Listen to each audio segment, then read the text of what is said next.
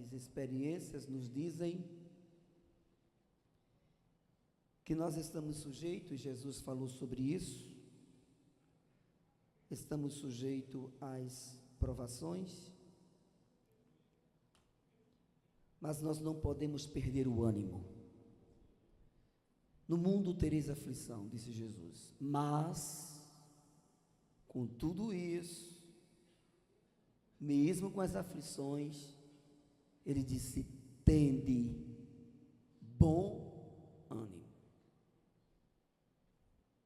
E ele diz em seguida por que devemos ter bom ânimo. Ele diz: porque eu venci o mundo. Aí você pergunta: sim, Jesus, o Senhor disse que nós no mundo teríamos aflições. E em meio a essas aflições nós tivéssemos bom ânimo. E disse o Senhor que devíamos ter bom ânimo, porque o Senhor venceu o mundo. Eu quero saber agora onde está eu nessa história. Quem venceu o mundo foi o Senhor. Mas as aflições que o Senhor acaba de dizer, quem vai sofrer elas sou eu. E o Senhor manda em meio a essas aflições eu ter bom ânimo. Com isso Jesus está dizendo: aqueles que estão em mim são mais do que vencedores. Eu continuo vencendo.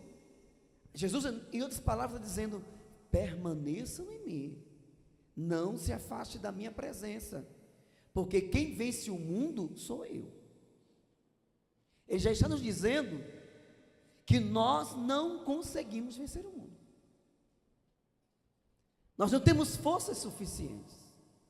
Porque quando Paulo escreve aos Efésios, ele diz: fortalecei-vos no Senhor e na força do seu poder. Nós temos encontrado pessoas muito otimistas na vida. E não devemos ser pessoas pessimistas. Mas o nosso otimismo, em algum momento, ele desaparece. Porque nós somos convencidos que em algumas coisas nós conseguimos com o nosso otimismo, mas tem outras que nós nos entregamos aos pontos e dizemos: acabaram as minhas forças e eu não tenho como mais prosseguir. Quantas pessoas que nós ouvíamos dizer: eu sou muito forte, eu não baixo minha cabeça. E tempos depois, nós encontramos as mesmas pessoas, cabisbaixo, desanimada, e a gente dizendo para ele: onde está aquele ou aquela que dizia: eu não baixo a cabeça e não desisto? Sabe por quê? Porque quem nos dá vitória é Deus. A nossa força vem de Deus. O ser humano é limitado, ele tem um limite, mas aqueles que esperam no Senhor renovarão as suas forças. Olha aqui, o profeta, quando o Senhor falou por ele, o profeta Isaías, ele diz: os que esperam no Senhor renovarão as suas forças. Não se renova aquilo que não se acaba, não se renova aquilo que não se envelhece. E você sabe que tudo que envelhece enfraquece. Por mais que tente ser forte, mas devido ao desgaste, tende a ficar fraco. Mas aqueles que esperam no Senhor terão as suas forças renovadas. E ele prossegue dizendo: correrão e não se cansarão, caminharão e não se fatigarão, porque o Senhor renova as nossas forças como a da águia. Estava esses dias refletindo sobre isso, e às vezes nós lemos e ouvimos falar sobre a águia e o processo que ela passa para ser renovada. E nós dizemos muitas vezes que nós estamos em algumas fases como a águia. Então esteja quieto, tranquilo, que vai vir renovo para a sua vida e você não vai morrer. É só um processo. As penas estão caindo porque vem surgindo uma nova e você vai voar muito alto. A tristeza não é por muito tempo, ela tem um tempo, ela vai ter que dar lugar à alegria, porque virão dias de você vai dar o seu voo, e lá das alturas, você vai contemplar quão grande é o Senhor. Capítulo 4 de João, nós temos nesse texto conhecido, um fato que se deu no ministério de Jesus.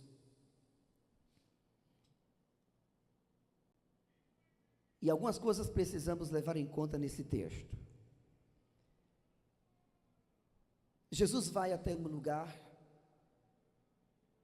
pois ele deixa a Judeia em direção à Galileia. Conforme lemos nos versículos de 1 a 6. E quando o Senhor veio,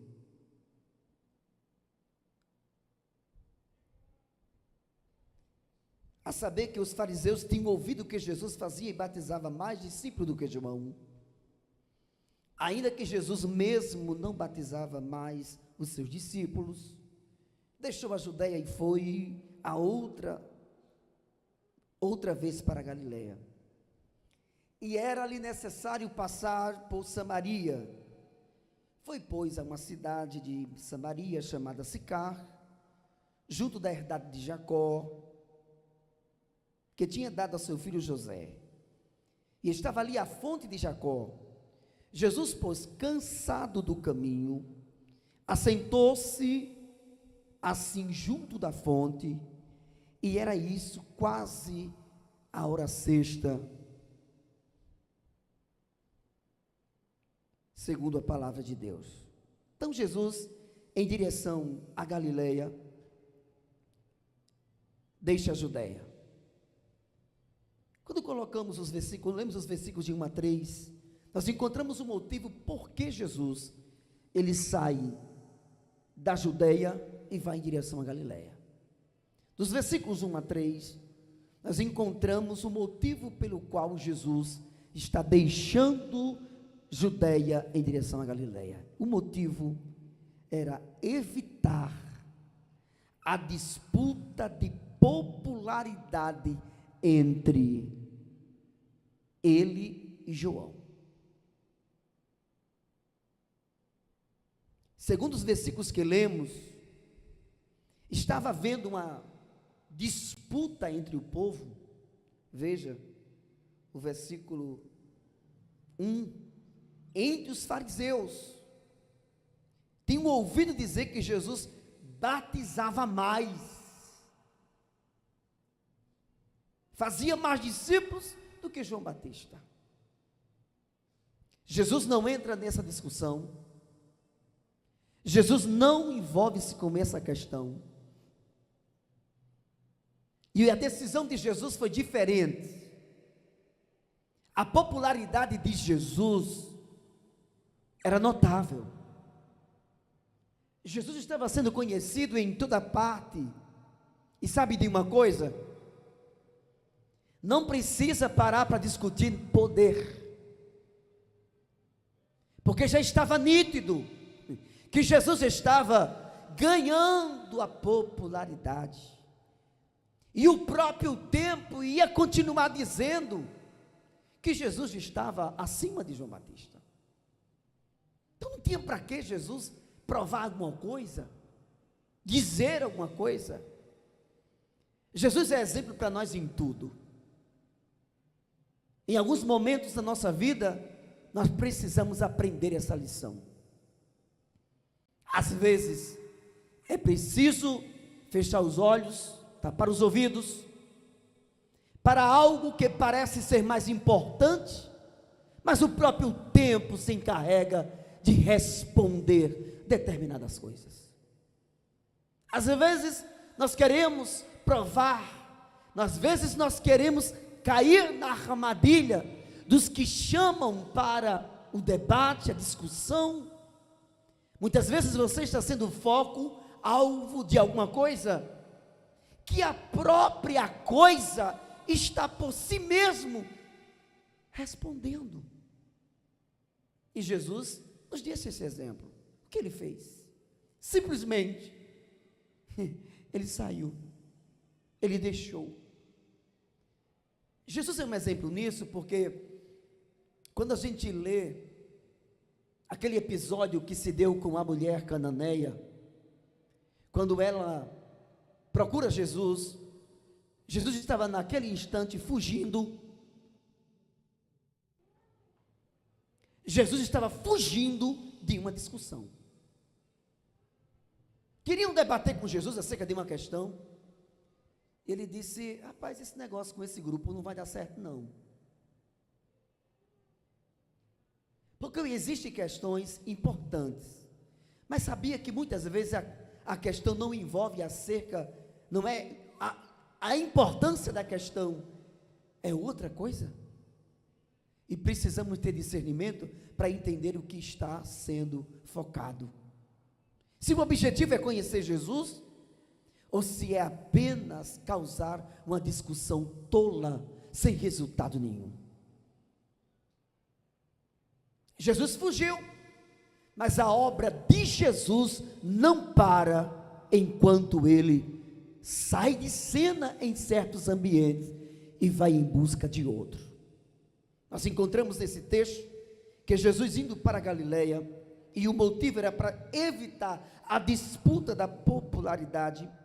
Nos versículos 4 a 6, ele para exatamente ao lado do poço de Jacó, em uma cidade de Samaria chamada Sicar. E o que ocorre naquele momento? Segundo o texto, os versículos 7 a 27 desse capítulo, uma mulher de Samaria vai até o poço para pegar água. E quando Jesus, versículos 7 e 8, ver aquela mulher aproximar-se do poço, enquanto encontrava-se cansado e com sede, ele pede à mulher um pouco de água. Quando lemos versículos 4 e 9, a reação da mulher foi: como pode ele, um judeu, falar com ela, sendo ela samaritana? Ela queria saber qual era a razão, porque os samaritanos não se comunicavam, não falavam, não se davam bem. E aí encontramos os versículos 10 a 27, acerca da água. Jesus contrasta a água líquida com a água viva. Quando ela faz o questionamento, Jesus diz assim: olha, se tu soubesse quem está te pedindo água, tu faria o contrário. Tu lhe pedirias e ele te daria água viva. Totalmente diferente do que ela perguntou. Como pode tu, judeu, estar me pedindo como mulher samaritana água? Jesus responde, versículo 4, versículo 10, Jesus responde e diz: se tu conheceras o dom de Deus, e quem é o que te diz, dá-me de beber, tu lhe pedirias, e ele te daria água viva. É interessante que Jesus pede água à samaritana, mas a resposta de Jesus ao questionamento dela: como pode tu, sendo judeu, tá falando comigo que sou samaritano, uma samaritana? Jesus não deu explicação a ela do motivo pelo qual estava falando com ela, como ela queria saber. Jesus vai direto ao ponto, porque a necessidade da criatura humana é conhecer o dom de Deus. A urgência que há na criatura humana não são acerca de coisas, de detalhes, de certas coisas que podem ficar para um outro momento. Se ela entender a quem estava pedindo água, se ela entender o dom de Deus, em outras palavras, Jesus estava dizendo: quem entende o dom de Deus, compreende a missão do Filho de Deus. E a missão dele é alcançar todas as almas, não importa se era judeu ou se era samaritano, independente da nacionalidade, independente da descendência. Uma coisa é certa: todos pecaram, destituídos estão da glória de Deus, e Jesus Cristo veio para buscar e salvar o que se havia perdido. Em outras palavras, Jesus estava dizendo exatamente isso. Eu não vim aqui discutir intriga de judeu com samaritano, eu vim oferecer algo de Deus para as pessoas, e o que eu vim trazer é diferente do que você pode me dar, do que as pessoas podem dar a outro. Alguém pode oferecer algumas coisas que resolvam problemas imediatos, mas Jesus Cristo, o que Ele oferece, traz vida e vida com abundância. Veja o que Ele diz: me dê água. Ela disse: eu estou aqui sem entender, eu sou uma samaritana, eu sei que você é um judeu. E é importante perceber, fisicamente, aquela mulher não identificou que Jesus era o Filho de Deus. Já pensou? Alguém muitas vezes fica questionando porque alguém não consegue expressar. Eu não consigo ver você como um crente e coisa da natureza. Mas é intrigante isso. A mulher samaritana, ela não identificou Jesus pela fisionomia dele. Ela só conseguiu ir até onde o físico. Estava ali o Filho de Deus, que na compreensão humana ia logo impactar a mulher. Mas deixe-me dizer uma coisa, segundo a palavra de Deus: o reino de Deus não se abre antes que você ouça acerca do Filho de Deus. O reino de Deus não é revelado antes que você tenha conhecimento de quem Jesus Ele é. O reino de Deus, ele não é lançado na terra para que todo mundo agora diz que quer. Não, eu quero. Olha, você só vai conseguir envolver-se com o reino de Deus se primeiro você se envolver com o rei. Ninguém entra no reino se primeiro não conhecer o rei. É preciso conhecer o rei para poder ter participação no reino. E o reino de Deus que Jesus Cristo veio trazer estava sendo manifesto através de Jesus. Ele é o rei. Por isso que Jesus não entrou na questão do debate, da pergunta da mulher: você é judeu, eu sou samaritana, e você está me pedindo água, a gente não se conversa, samaritano não se dá bem. Jesus disse: olha, se tu conheceras o dom de Deus, se tu conheceras o dom de Deus. Quando falamos de dom, nos vem a lembrança do que está em Efésios capítulo 2, versículo 8 e versículo 9. Mais precisamente, o versículo 9, que diz: não vem de vós, É dom. É dom. Quando encontramos o apóstolo Pedro, no capítulo 2 de Atos dos Apóstolos, ele diz algo interessante. Quando aqueles povos ouviram o barulho do Pentecoste, do povo sendo cheio do Espírito, e desejaram participar, o apóstolo Pedro levanta-se em meio a toda aquela multidão, e ele prega a Jesus e disse: arrependei-vos, para que sejam apagados os vossos pecados.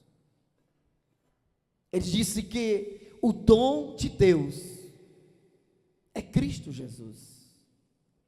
Ele veio trazer dom, a palavra dom. Fique pensando, ou pegue seu pensamento e volte para essa expressão de Jesus: se tu conheceras o dom de Deus. Que dom é esse? Existe algo no Evangelho que vai além de um movimento religioso. O mais importante do Evangelho é conhecer o dom. Quando João escreve sobre Cristo, ele disse: Deus amou o mundo de tal maneira que deu o seu Filho unigênito, para que todo aquele que nele crê não pereça, mas tenha vida eterna. Ele não veio para condenar o mundo, ele veio para que o mundo fosse salvo por ele. Ele disse que o salário do pecado é a morte, Paulo escrevendo, mas o dom de Deus, o salário do pecado é a morte, Romanos, mas o dom, aí Jesus chega para a mulher samaritana e diz: se tu conheceras o dom, o negócio do Evangelho é conhecer o dom. O importante do Evangelho é conhecer o dom de Deus, e dom aqui é sentido de dádiva. Se você conhecer o que Deus está dando, é o mesmo que Jesus, quando olhou para Jerusalém, e ele chorou. Quando ele olhou para Jerusalém, ele disse: Jerusalém, Jerusalém, que mata os profetas que a ti são enviados.